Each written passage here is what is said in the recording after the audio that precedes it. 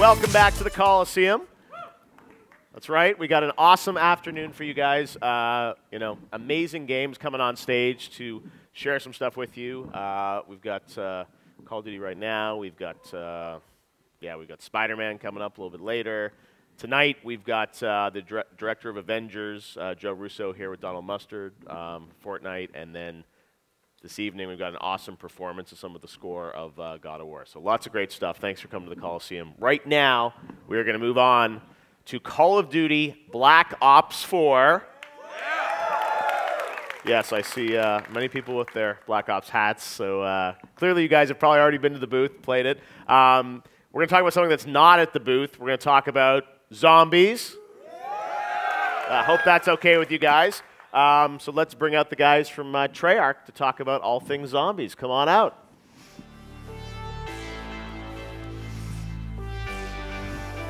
Hey guys. Jason! Adam! Hey guys. And Brian. Jason, Adam, Brian, great to have you guys with us here. Now, zombies, I was telling Jason backstage, I was talking to Mark Lamia from Treyarch a few weeks ago. We were having dinner, and I was saying it was 10 years ago on my old Spike show that we revealed that there's this crazy idea of zombies in Call of Duty and World at War. Yep. And it was, it was right at launch. You guys had sort of not really shared anything about it. I don't think anyone knew kind of quite what to make of it. And here we are a decade later. Yep. And people don't just appreciate it. They absolutely love what you guys do with zombies. It started as this Easter egg in World at War. Yep. I'd be curious to hear the history, and I know a lot of you guys have been, involved in it since the beginning. Where did this come from? Because, at the time, Call of Duty was very much, rooted in reality, and, following the franchise from when it started, it was, very real. And it was cinematic at times, but, sure. Super real. So this concept of kind of just twisting things a little bit and introducing zombies, like what was the genesis of that inside the studio? Well, I mean, one thing that you kind of can't take away from the creation of it is that the time in the project when it was created, which was right at the very end, right at the point when teams are the most stressed. Everything's kind of being packed in. You're trying to lock a game down. And so subsequently, there's so many different stories about where it kind of came from because all the different voices. Everyone's taking credit, in other words. Yeah. But what I can say, and again, holding the torch for it at the moment, part of my job was to go back and kind of talk to people and look at stuff and find out different opinions on it. It came from the design department. Okay. And that idea was floated, and then different groups in the studio kind of came together and started adding stuff. Was it like let's put zombies in the game, or let's come up with a different game mode, or? To my understanding, it was looking at the assets they had. They had I think it was Peleliu. I think it was an explosion with these kind of soldiers stumbling around the place, and the comment was they look like zombies. So it's like use that animation, kind of bring that in, and then kind of different groups, different areas. Be it sound or animation. I'll never forget. 2 o'clock in the morning when I got a request for zombie sounds. I'm like, wait, what? We're making Call of Duty, but wow. It's just grown and turned into something so special especially for us. Yeah, and that's why it was, and because of that way that it was created, that's why it's something that we're very proud of, which was different people just coming together and making something, just adding the different kind of talents, the different kind of groups.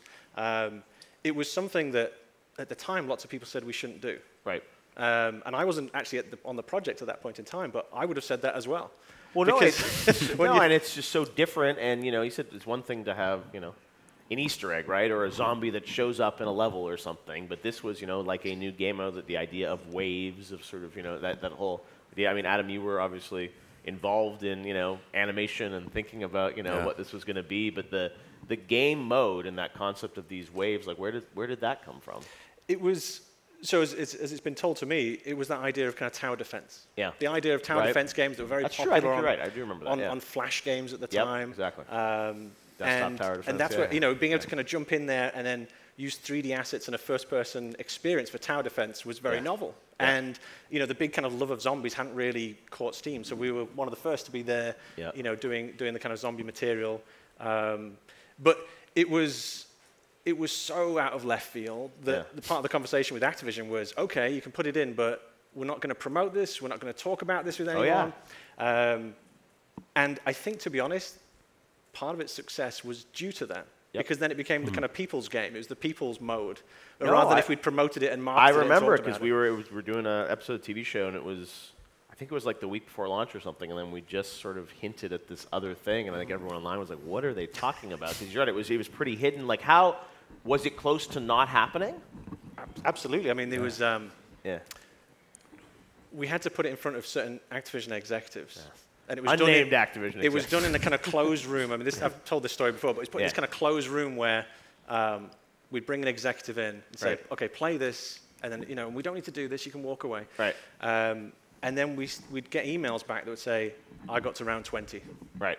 You know, I got to round 25. So these executives were like getting so competitive about it. Yeah. That's when we kind of knew that we had to kind of put it in. But it was, again, just to kind of go back, it was the fact that everyone in the studio started giving more and more time on top of the job they were already doing, adding things in from the different disciplines to make this thing come to life. I remember being around the studio, and they said there was this energy, I think, that everyone was playing. I mean, Adam, you've been on this project for a long time over the years. Yeah. Was there, I mean, I assume it created an energy that was just so different. And, you know, again, this was Call of Duty, you know, after many years of making, you know, amazing games, but, you know, it's like, which war do you depict next? How do you sort of, you know, it was a freshness, I guess, right? Absolutely. Even now, we have a lot of fun telling these new kinds of stories, new approach on telling stories. You know, it's not your typical linear, here's a story, now go play. You know, we like to set it up, show some things and not show other things, but it's how you experience the game, and you go in there and listen to the players talking, and the story unfolds that way. So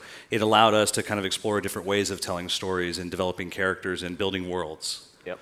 Absolutely. And from an audio perspective, I imagine, Brian, you know, you've been such a key part of the franchise over all these years.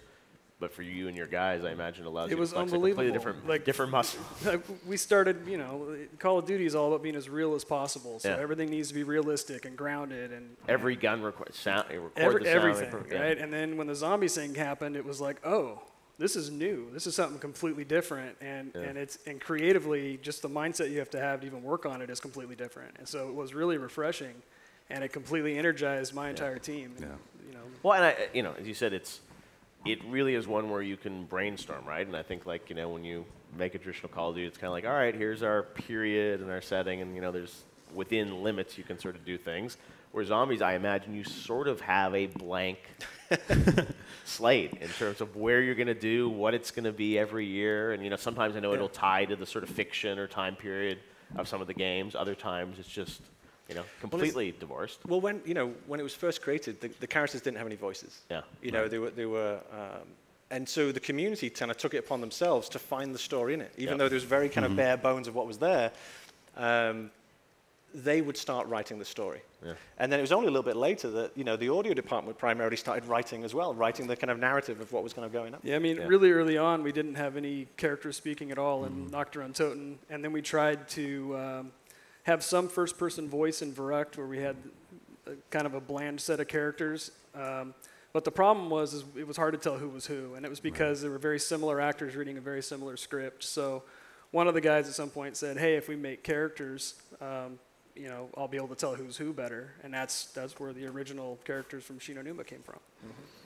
Yeah, because, I mean, you said the mode has definitely evolved. I mean, we'll get to Black Ops 4, but it's just sort of like, I don't know how you guys come up with this stuff. You've gotten even more sort of, you know, brainstorming in terms of where these things have gone. But tell us about, you know, the evolution, because, you know, still those waves of zombies, that's part of it. But then, you know, the idea of, you said, introducing, you know, characters, you know, time periods. I mean, when you track sort of the past decade of zombies, are there certain moments to you that feel like they sort of were, you know, big gates of progress? Absolutely. Oh, yeah. I mean, you had that fundamental core, which was fantastic because, you know, I came on a little bit later on. I came on DLC 3, which was Der Reese in World at War. Yeah. And I think I've said this in the past, which was, he said, how did you feel about that? I was like, I was crapping myself. You know, it was the scariest thing I'd ever had in my professional career, which was to be given something that was so beloved by so many, and then say, okay, now make something new. And there's always that pressure to be respectful of the thing that came before and the success of it, but then also not to rest on your laurels and to go further. You know, Zombies very much has a rock and roll anti-authority streak straight through it. When you hear the kind of origin of this mode, it's been, our purpose is to kind of keep that vibe alive. Yeah. And so that means kind of pushing things, testing things, taking that idea that comes at the last second and running with it. And I feel very passionate about that's how we keep zombies fresh and how we keep it new. But you can't just kind of do that and just be pulling it out of the air every 5 seconds. So it's that combination of the rebel kind of craziness combined with a structure that you need to make sure that these professionals also can then take that and build a coherent world, right? So that's the thing that we've kept on going as we've kind of gone forward. So it's, introduce new maps, introduce new ideas, take something that everyone would say is sacrosanct and say, okay, let's put that on one side for a moment. Or let's take something that you all assume is absolutely solid and change it. No, that was always, when you you do DLC map packs, and I was like, that's cool for new maps, but then when you would always talk about, here's what's coming for zombies, it would just be themed in such an interesting, different way. You'd just immediately be like, it feels like a new game, right? And there was that freshness that I think excited a lot of the fans, that you guys were just doing something completely out there. Well, and it's a hard thing, right? Because the fans, you guys, would say... they're right here. would say, this is something which, okay, it needs to go here next. Yeah. And there's that kind of pressure, which is, okay, delivering for the fans to keep them happy, but also sometimes taking that left turn is what they need also. Mm-hmm. So that's the delicate balance between, not just trolling, but also looking to kind of change it, because that's how you, reinvent it for a new generation. Right? No, and that's part of the thing I think is the, continuity, because you guys have definitely gone in a bunch of different directions with it, and it's fresh, but also, as you said, people have favorites, and like, what happened to these characters, or, go back to this setting. Adam, from, your perspective in the animation team, I imagine, whenever these ideas get dreamed up, it allows you guys to sort of think of completely different environments. I mean, is that sort of the zombies what everyone wants to work on, because it's so I do. I love it. And what's fun for me is right next door is Craig's office. Yeah. So when Jason and Craig come out of there full of energy, I'm like, all right, what are we doing? Yeah. Let us know. Come on. And then as soon as he tells us, the animation team, we just love to go and just start to create, come up with ideas, talk with Jason, try to refine these ideas, and we're just so full of energy and excitement because it's so fantastical and full of wonder, and we get to try new techniques and new approaches to storytelling. It's just, it's a blast.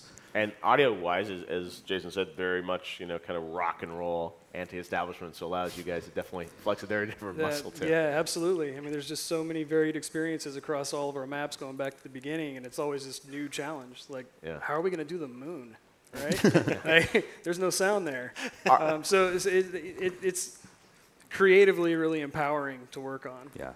Are there any ideas that you sort of prototype or concepts that you sort of go down the path and you're like, yeah, this isn't working, or too far? I mean, I'm sure you put it back on the shelf, but are there sort of the lost zombies, Yeah, maps or ideas? I mean, so zombies, coming from the beginning, right? Zombies comes from the spare bits left over. Yeah. Right? And so that's always been in our kind of DNA when we look at zombies. So if we try and do something, and maybe it doesn't work out this project, it gets put aside and then comes back, There was a DLC for World at War that never made it. Well, you look at the kind of maps in Black Ops 1, and that was the leftover bits from the DLC 4 that was never made. So sometimes we'll try an idea, sometimes it doesn't come through. Yeah.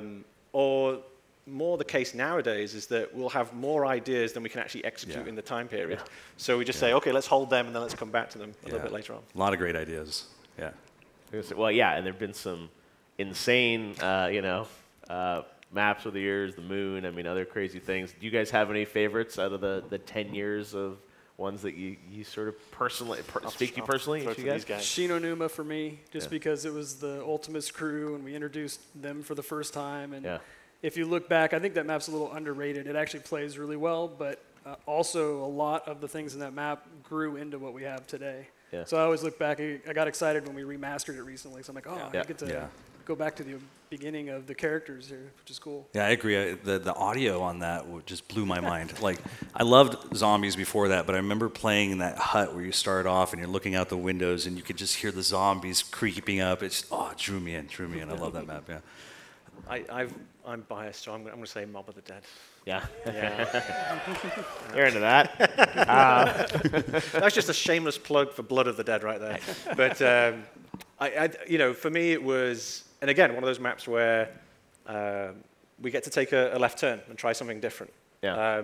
And every time you do that, you never know what's going to kind of stick and what's going to work. And I just felt really happy that we got the vibe, and we, it was one of the first ones where we all went out on location. So we all went down to San Francisco and recorded and captured all the textures and all this kind of fun stuff. So I felt like all the components were working in kind of tandem and kind of telling that story. Yeah. And that movie was a lot of fun to make too. Yeah, the movie as well. Yeah. I mean, black and white, and a lot of fun. So that's why I just think it's such a white space that you guys just every year get to kind of come up, or every 3 years get to come up with something crazy. Oh, I guess with DLCs you do every it's year, like, let's do Stalingrad, but let's put a huge dragon in there while we're at it. Or let's do World War I with massive robots. Fits in the picture. I mean, is there we should talk a bit about the canon of zombies, because you push in so many different directions. I mean, is there the official lore? I mean, how much do you track in terms of that? There is the official lore. There is the official timeline that we released when we did Chronicles. So we put the huge timeline out, and that was a trip. So we had it all being kind of logged in a kind of roundabout way, a napkin here or a Post-it note there. And I popped into the narrative team and said, hey guys, just got a little bit of a weekend task for you. Exactly. Make this all work. Can you just write down the entire storyline in one coherent way? And I think it was like 2.5 months later to actually correlate it all and bring it all together. So yes, there's an official. It all works somehow. It all works, but here's the thing: in the same way in the cinematics or in the audio, sometimes it's not just the things that you tell, but the things that you don't tell. Right. And that's just as much of an active choice, So sometimes it's the negative space in the picture rather than the detail. You'll go fill in it at some point. We've also had some really great celeb cameos over the years. That's one of sort of my favorite moments, or some of the talent that comes in. Again, Black Ops has had some great talent in the main game, but Zombies you have as well. Any favorites? Bless you. Thank you. My one, I'm going to go with Geoff Goldblum. Oh, yeah. Geoff was a force of nature. So normally when you do VO recording, someone kind of goes in the booth, you're sitting out there with your audio director, and they'll read the line, and then they'll do it 3 times, then you say, I'll take the B take, or I'll take the A take. Yeah. Geoff came in, and we just let it run. Because he would, he'd just kind of warm in and he'd be like, yes, well, yes, the shield is quicker than the eye, and just kind of do it like a couple of times, right?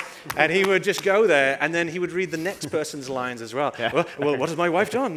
Just start That's going what needs to be released. Yeah, and it was so good that we just couldn't call takes. Yeah. So he was absolutely amazing. Yeah. And I'm sure from animation cinematics perspective, it's fun because often you've had the characters look like those actual talents, right? Yeah. Any fun stories for you, Adam? Well, one of the first celebrity ones that we did was with Michael Rooker. That's right. On Call of the Dead, and that was a lot of fun. The energy he brought there was just infectious. He took it all seriously. He brought his A performance every single time. There was times we had to be like, whoa, they're not real, But he would go in there and have this energy of like, come here, I'm gonna get, it was so much fun to work with that guy. Yeah, that's awesome. Brian? I mean, my favorite's Rooker also. He was amazing. But, the celebrity maps just kind of gave us all yet another break on this narrative thing we were on. Yeah. So, I actually love all those maps for completely different reasons. Yeah, that's a good point, yeah.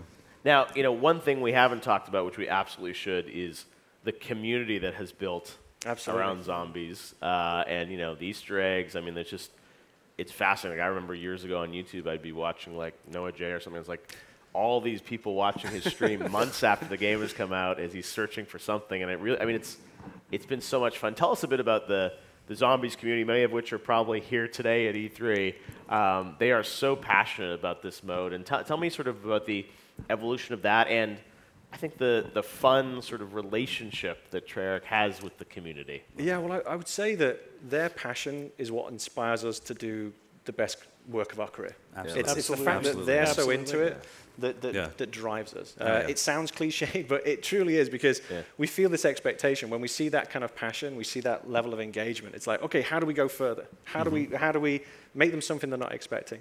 And those early days, a lot of those fan theories and a lot of that conversation is what got folded straight back into the storyline, right? No, absolutely. Yeah. I mean, the very first Easter egg was a hidden song written by Kevin Sherwood, who works for Treyarch.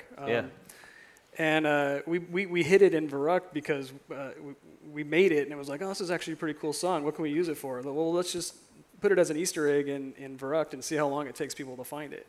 And it was like an hour. But that was really inspiring. It's like, oh, people are into that. They should hide more stuff. And so it's kind of how, that's why we even call the quest line Easter eggs still, even though it's no longer really an Easter egg. Yeah. But yeah, it's really cool watching the community discuss all these things. And you know, early on, websites are springing up, and now there's YouTubers everywhere. It's just amazing to be a part of. Yeah. We've learned not to say this one will take ages, because every time we say anything like that or indicate that, oh, this is a big one, they've got it in 24 hours. But I mean, tell me about that sort of, you know, the gamesmanship of you guys, you know, creating things, and you know, there's definitely, I think, there's a relationship with that community of sort of like, I mean, how does that work, brainstorming, like, especially Easter eggs? I mean, it's stuff that, you know, again, the hunt is part of the fun. Well, I try, you know, I'll think about it in different levels or different strata to think about, here's the easy ones that you can kind of just easily get. Then here's ones that, you know, they're probably going to have to work in a team to going to get. And then here's ones that are nigh on impossible. You know, they're not going to get these, which they then do. Yes. But by thinking about it in kind of different ways means that different levels of people, you know, their engagement, there's always something else. There's always another depth them to kind of discover. But over the years, it's got more and more complicated. I started off with a computer science background and programming, so I was like, oh, I'll do the ciphers, I'll do this, you know. They've already exhausted me now. I've got nothing left now. That's all the trickiness over now. So everything's just going to be straightforward. You know, press X to. Again, like that's why, you know, some people will play to find those. Other people will watch someone else play to find them, and it's you know, that's what's fun. Are there any Easter eggs that have not been found? Absolutely. Yeah. Your task is at hand. Can you tell us which game? No. Come on. Well, here's the thing. So there's a whole bunch that haven't been found, and there's a bunch that they haven't got through it yet. But but when we get into the end, so I try to have a careful relationship with the community, which is close enough but not too close. Okay. Because if you get too close, then you're just following what they're asking for. Yes. But you want to be aware. You don't want to be deaf to it. So trying to be, you know, questions that get asked and say, okay, which one? You know, where's the Easter eggs you haven't found? I like to be a little bit more separated, and then I'll have people on the team tell me, like, oh, they haven't found that one yet. I'm like, okay, excellent, okay. But I'm just curious, like, are there dozens of things out there still, or I mean, what's on the different ones? There's, you know, as little as kind of like a handful up to a couple of handfuls. So vague. So a handful. So 5, at least 5. I didn't say how amputated the hand was. But it's part of my stick now is to give nondescript answers to questions. No, look, but that's part of the fun, I guess. Yeah. And now, you know, when you go into something like Black Ops 4, how, you know, the Easter eggs, how big of a conversation is it about? You know, I said how convoluted ARG-like these things are going to be. It's a combination, right? So we'll engage with different departments, different groups, and talk about where we're hiding things. You know. Especially now that we're telling a new story, we've got a brand new story now in Black Ops 4.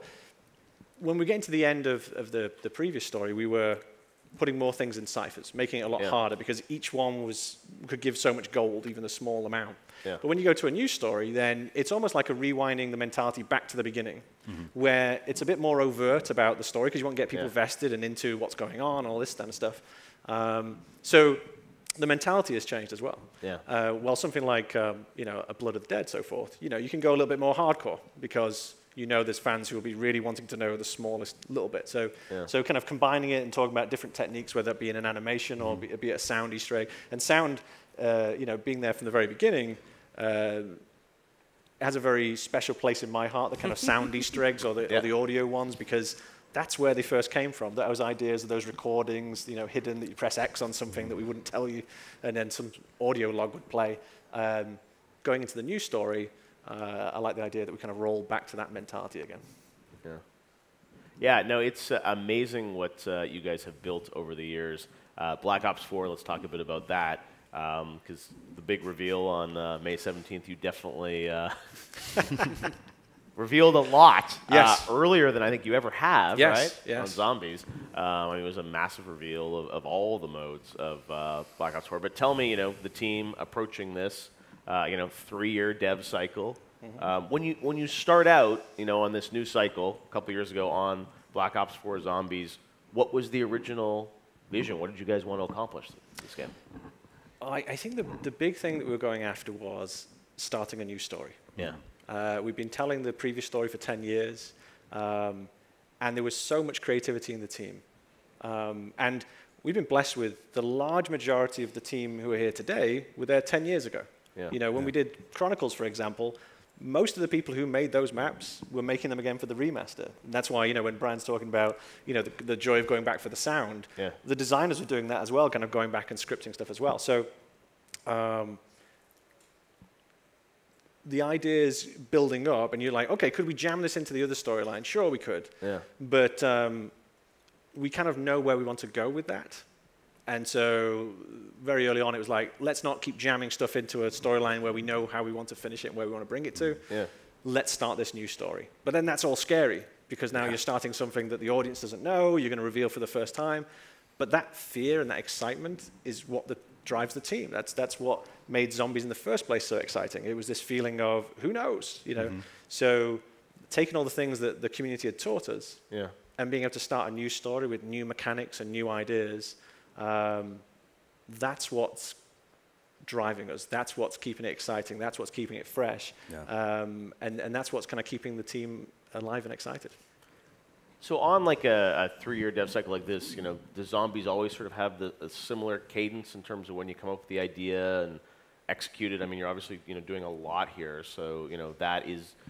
I don't know, I guess I'm wondering about the evolution of the Zombies mode within sort of a 3-year cycle and prototyping it, because obviously some of it is building off of what the team is doing on the main game too, in terms of systems and technology and everything. So you sort of have to ramp up with the main game in some ways, right? Yeah, I mean, it's definitely like an asset sharing. So for instance, like the weapons, the multiplayer pretty much dictates the weapon selection we're going to have for the map. And then we'll highlight a handful of them and say, these are the special weapons, or these are the wonder weapons, or whatever that's going to be. But then, because the Zombies mode has grown so much, it's turned to a point now where it has its own kind of feature list, where we're talking about its own game. Yeah, so it's before it was just like, hey, what bits do you have left over? Can we borrow some? And now it's kind of like, we want this. There you go.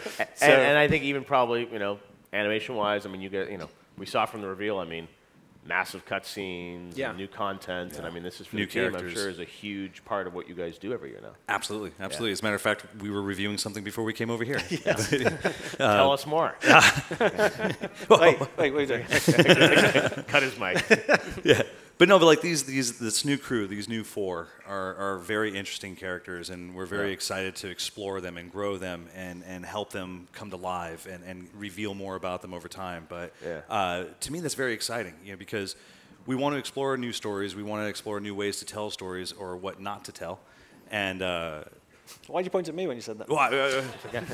Well, because we like to go, in the animation department, we like to go crazy. And Jason has to come in and tell us, like, whoa, hold on. I killed the fun. That's what he's saying. No, not at all. No. The collaboration is great, but, us as animators love to just see how far we can take that. And then working with Jason and other departments, we start to wrangle that in, even complementing it with the music. We partner up very early on, and how do these scenes and the audio work together. I mean, it's a real collaborative effort, and through that, it makes it a lot of fun, and we're all working together and getting the different departments and disciplines talking about things. Like, there's things that the audio guys have brought up that I thought, wow, that's a really great idea, and we would incorporate into our scenes and just keep growing the ideas together. It's really a lot of fun. Yeah, wow. like the music videos, right? That was something, the hidden track in the beginning. When we got a little bit later on, we were like, okay, what can we do with this? Let's do music videos now. Let's tell stories now. Exactly right. With the music. The one was the first music video too. It was based on that, right? Right. So that idea of like, okay, let's take the lyrics, and then the imagery that we marry with it can then tell the community new things, right? Mm-hmm. All the way to the point where you get to, where are we going, right? Where we were like selling this kind of creepy vibe and a very different song, a very different kind of performance. So again, using the kind of different disciplines, different groups to tell stories, and that's really the kind of key to it. Right? And like I was saying earlier, what I like about it too, it's our stories aren't just about the movies anymore. It's about how much you want to engage with the story. The more you interact with it and hearing the characters talking to each other, like what did they just say? And depending on what your combo is, you get more information. And I really love developing that and working that story out. I think what's cool about it is if you want the story, you have to go find it. Yeah. And if you just want to slay the undead, it's all there for you. You know. And now, you know, so much variety too, right? 3 adventures on launch day. Yep. You know, crazy things like Voyage of Despair. I mean, it's like, I'm sure, as you said, there's stuff not on the cutting room floor. It just gets pushed off to, you know, the DLCs or things like that. How did the campaigns that you are shipping with, tell us a bit about why you decided to push forward with those for launch. I can't really.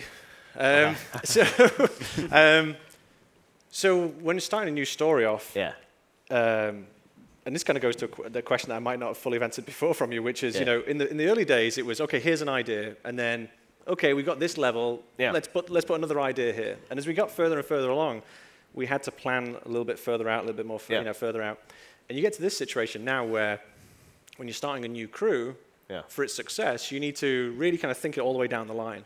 But then also, for people who are driven by narrative and our kind of storytelling, it's also important not to tell it in order, but for it not to be timey-wimey for the sake of it, if you will. So Voyage and 9 are 2 key points in the storyline that will be told. Okay. But I'm not saying necessarily where they are in that storyline. So, but it is. So it sounds there is interconnectedness. Absolutely. Okay. Yeah. But that's the, you know, that's the part that we also want the fans to kind of investigate. So as they're playing, you know, when they're saying about you're not going to get the same line every single time, whoever's next to each other, that's going to allow them to start kind of connecting those threads. You know, the timeline coming out in Chronicles was appropriate because everyone had been through that stuff. This one, I would put the challenge out to the community to start making the timeline before I have to. Got to give more, though. Come on. You also announced you're doing a 4th map classified, right? With the Cartesian. All right, getting to the questions you guys want to hear. So, break it down. What can you tell us? What can I tell you? Unclassified. The clues Coliseum. The clues in the title. Well, it's going to be based in the Pentagon. Okay. And this guy just gave him a shake. Was that what your guess? Okay, there's a bet. What was the bet? Which crew then? Ooh. Which one? Okay, let me tell you this one. Okay. So it's the original crew. Wow. So it's the Ultimus gang. So Black Ops 4 is going to have our Primus crew in there, and then also our Ultimus crew and our new gang as well. Wow. So all right, Jason. And that's gonna set up some of the craziness that we saw in 5. You know, why did that happen? How did they get there? All that kind of good stuff. And it's a wonderful style. We're kind of approaching it in a very unique way artistically. Oh wow. Okay. But it also kind of folds into all those kind of mechanisms that we talked about on the reveal. So the kind of custom mutations and so forth. All that stuff then works as well. So every map that we're doing all works with the challenges system and so forth. So not only is it a kind of brand new take on that part of the storyline, and obviously a joy to go back and update it and modernize it, but it's a new part in the story also. I mean, it's just it's insane how much stuff has to interconnect and all be sort of planned together. I mean, when you and this is being developed alongside the 3 that'll come out at launch. Yeah, the whole team is busying away right now. Straight after this, I've got to take these guys home because they've got to go back to work. Exactly. After this project. No, and I mean, even for you guys, you know, you've got the entire game to sort of think about, and I mean, you stay focused primarily, I guess, on zombie stuff. But for you guys, I mean, now, it feels like zombies is a big part of what the audio and art teams are working on every year, right? I mean, how do you, because at least. And now MP obviously is big, and then Blackout and everything. But it's zombies is so different. Does it take sort of a disproportionate amount of resources because it's so new? That's a good question. I don't think so. The way we have our, like in the animation side, we have our teams broken up in the different subgroups. We have cinematics, AI, and player animations. So as we start to develop and design these games, we start putting the resources and the energy in the right places. So it never really feels disproportionate at all. It's just, part of the game development cycle. I've got to call out for our amazing production department that makes all this stuff work. They're the kind of unsung heroes of all this because, we have obviously our talent and our kind of energy that we're kind of going into different disciplines, but they're sitting in the background making sure all these pieces fit together. So, let me text on that question. What do you guys think? And audio, I mean, you're doing different sort of soundscapes. Yeah, I mean, I got to keep people from begging me to work on zombies. That's the easy one. Oh, really? Yeah, everybody loves working on it. It's just it's so much fun and it's so different. If you need to shift gears or you're not feeling creatively inspired on some other part of the game, hey, there's a zombies task for you right here. Well, that's a good point because I imagine even for the team, working on the same style of game for so many years, it's like, to have this fresh creative palette with zombies every year, I think it feels like a new game. I mean, when you see those trailers for what you guys are doing this year for the 3 campaigns, it's kind of like... It's fresh every map. Exactly. It's every map. Every new map that comes out, we're like, what are we doing now? All right. What's it going to be? And in many ways, you can do whatever you want because I feel like now, time period setting, it's like there is... Is there anything that you guys have proposed that you're like, no, this is too crazy? Like it just doesn't work? Nope. It's, I mean, that's what makes it fun, right? Yeah. And there's very few times in a person's career where you have that opportunity. Yeah. As game professionals, our job is to make the project work and make it to the best of our ability. When you have a project that's so open-ended and supported by the fans so lovingly, it gives us the freedom to be able to try new things, go to new places, and that keeps us alive and fresh with the kind of creativity. And hopefully, they feel that, the community feels it. I've said before, which is hopefully when you're playing zombies, you can feel every discipline's love for the mode itself coming through. I'm a bit hippie in that way. I feel like if people are loving what they're doing, then you feel it on the receiving end. So that's what we endeavor to do on Zombies all the time. Well, speaking of the community, I know we've got I think we've got a video question from a Facebook fan over at the E3 Hall that wanted to ask you something about that. So we want to take a look now at the video question from a fan on Facebook. So my question is basically, will any of the previous Zombies lore tie in to the new game? Any of the story continuation or even references to the existing lore, since it was such a great story? A wonderful question. Yes, that'll be tied into Blood of the Dead. Okay, so Blood of the Dead carries on that story. That was easy. I got away with that one. I thought that was going to be a hard one. With a whole map of theories, and like asking you to confirm X, Y, and Z on the timeline. Yeah. Blood is. I won't say anything more on where that fits in, but it's. Yes, it is carrying on that story. Yeah. Awesome. All right, I think we have another one. Second question. I'm a fan over at the Convention Center. Hi, I was wondering if you ever see yourself introducing zombies into the Battle Royale mode as something that might distinguish you from other games that are coming out with Battle Royale modes. All right, get some Blackout scoop. Here we go. Don't tell Vaughn. I would... I'm going to use my catch-all answer, which is never say never. Yes. I mean, when they revealed Black, I mean, he was sort of saying pretty much everything in the world of Black Ops somehow will factor into. Well, yeah, I mean, the kind of obviously our characters, and we showed that on our reveal. Yeah. Locations may also make an appearance there. So there's already kind of a certain level of it, but who knows how that goes, right? Are you? I mean, how involved are you in sort of? I mean, Blackout, like obviously you got a lot to do, but that's something that... We're actually staying focused all on our dedicated zombie side. We have dedicated teams for each one of these things. So the maps we're doing for launch, which obviously there's 4 maps there, plus a DLC season coming down the road, we got more than enough to focus on in that. There's a lot there. Yeah. Now I'm sure, everyone's wondering when we're going to get more on this. It was cool, in May to get details on these campaigns earlier than ever before. Traditionally, I think you guys have held for kind of Comic-Con or summertime to sort of start to share what zombies are later. Yeah, forget what you know. What? That's my marketing line. Any teases you can sort of tell us about, when we'll hear more or the next sort of phase of information on zombies? So the next time we'll be talking, we'll be at Comic-Con. Okay. So we're going to go to Comic-Con, be chatting there. But because we knew we were going to come along today and have the chat with you, there's a couple extra little things that I thought I'd talk about. You guys into that? Pays to stick around until the end of the panel. So we talked about maps, and we mentioned that, and obviously introduced a new storyline. And we talked about, I think, custom mutations. We talked about that a little bit. I thought I'd mention a couple of new mechanics or twists on mechanics that the audience might find interesting. So for the first time, we're going to give a choice for your starting weapon. So you get to select your starting weapon before you start the map. You'll also be able to select your own special equipment as well to kind of go into the map before you start. For everything. For everything. Wow. And then you'll also be able to select your special weapon, which you'll be able to upgrade and move through as you're kind of playing the game. And then as a final point, you'll also be able to choose your, what we're calling perk vapors, of which there'll be over 10 different kind of perk vapors, and you'll be able to assign them into the world. So rather than having your kind of perk machine that's just kind of static and staying there, now players will be able to kind of choose what combination of things and how to set it up into the map to change the way the map is played and what abilities and skills they can then have. Wow. So there's a couple of mechanics there. I was going to say, so this is definitely... That's an exclusive for you there. Thank you very much. I appreciate it. You know I like those.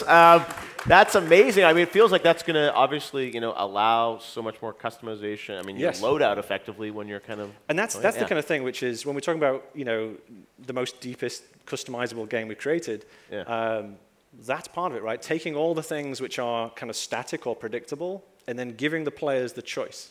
So not only the choice for me as an individual, but if we're playing together, what's the combination of things that we're taking? And that's part of the strategy you're taking to defeat a map or get an advantage on a map as well. Wow. All right, you guys into that? All right, well, we will see more, it sounds like, at Comic-Con about that. And got to say, an incredible reveal for Black Ops 4. I know how hard everyone at Treyarch worked to, put all that content together, an hour of stuff. And, we don't even know that much about Blackout yet. I saw Vaughn and Bunting the other day on the YouTube show, and they're like, no more hints. But I think they talked about ballistics of weapons and how, but that was about all we got. So it's amazing to see what you guys are putting together, and we can't wait to see more and play it this October. Give it up to the guys from Treyarch. Thank you. Black Ops 4. Thanks, brother. Awesome. Thanks, guys. We'll be right back. Check.